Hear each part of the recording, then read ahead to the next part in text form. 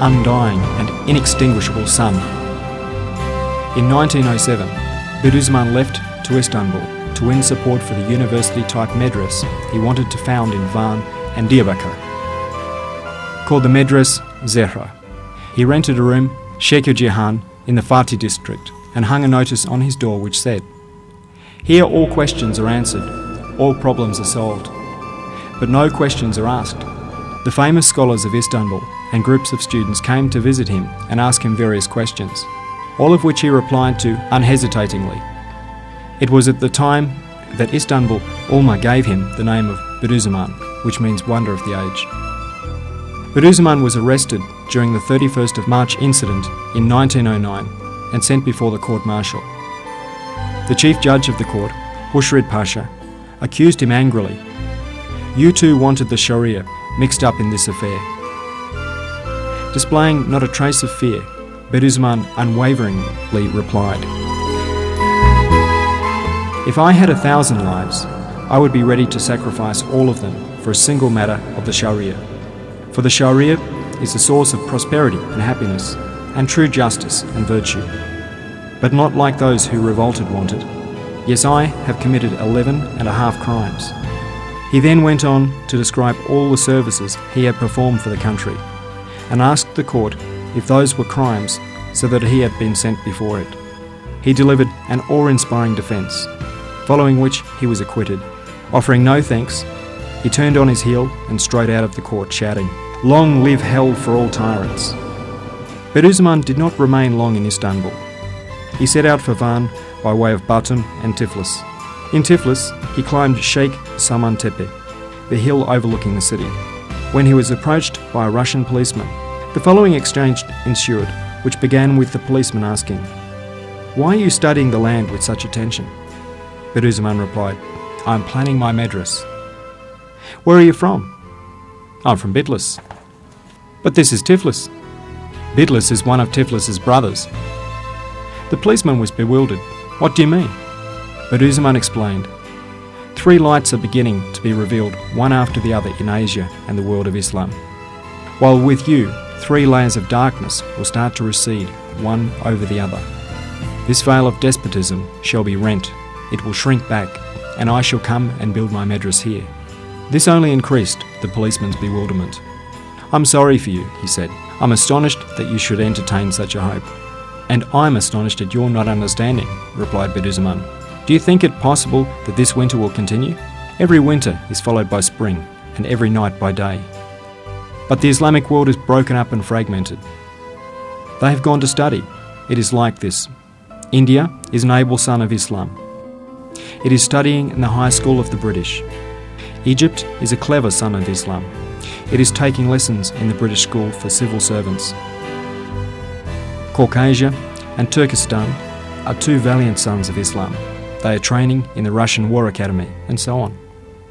You see, after these noble sons of Islam have received their diplomas, each will lead a continent, and waving the banner of Islam, their just and mighty Father, on the horizons of perfection, they will proclaim the mystery of pre-eternal wisdom inherent in mankind, in the view of pre-eternal divine decree and in the face of obstinate fate. After his arrival in Van, Bediuzzaman travelled around the neighbouring tribes, attempting to teach them about the positive aspects of civilization. What is true freedom? What should it be enacted? How should constitutionalism be regarded? What should the saints, sheikhs and rulers be like? How should the physical and religious sciences be developed? And how should they be taught to the younger generation? He explained that schools should be opened that taught both the religious and modern sciences. He subsequently published a book containing all these questions, entitled Munzirat, The Debates.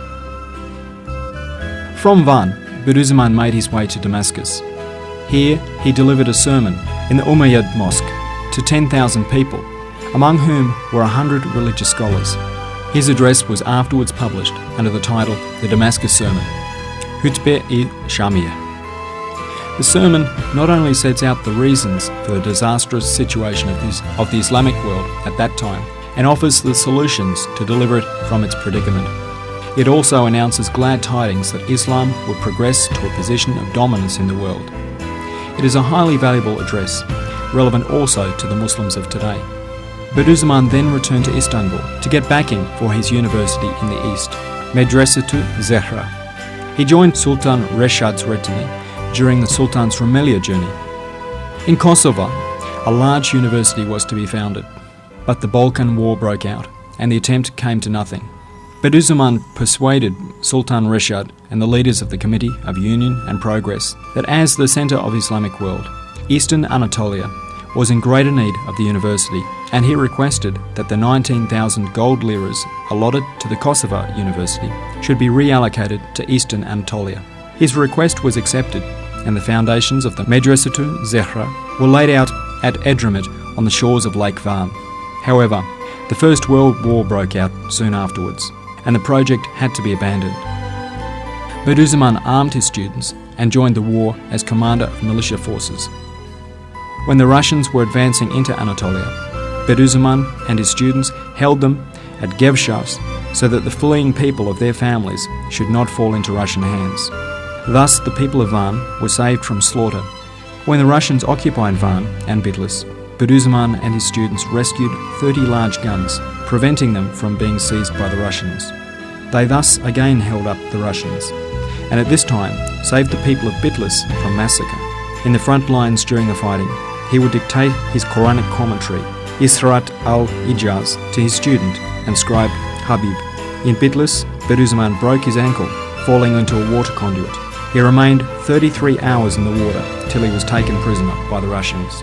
He was sent to Kostroma on the river Volga by way of Van, Julfa and Tiflis. He spent 2 years in Kostroma as a prisoner. While in the prisoner of war camp, the commander-in-chief of the Russian army came on a tour of inspection. All the prisoners rose to their feet except Bediuzzaman. When asked why he did not stand, he replied, "I'm a Muslim scholar. There is faith in my heart. A person of faith is superior to a person without it. If I had risen to my feet, I would have been disrespectful to my beliefs. That was the reason I did not stand up." The decision was taken to send him before the court-martial for insulting the Russian army, and indirectly the Tsar. The court ruled that he should be executed. When he was informed of this, he replied, "Their decision to execute me is a passport for me to travel to the hereafter." Due to his courage, he attached no importance to it and said that he would be ready after performing 2 rakats of prayer. The commander-in-chief was overcome with remorse and apologised, saying, "Forgive me. I thought you behaved as you did to insult, and I acted accordingly. Now I realise you were merely acting as your beliefs required. Your sentence is quashed."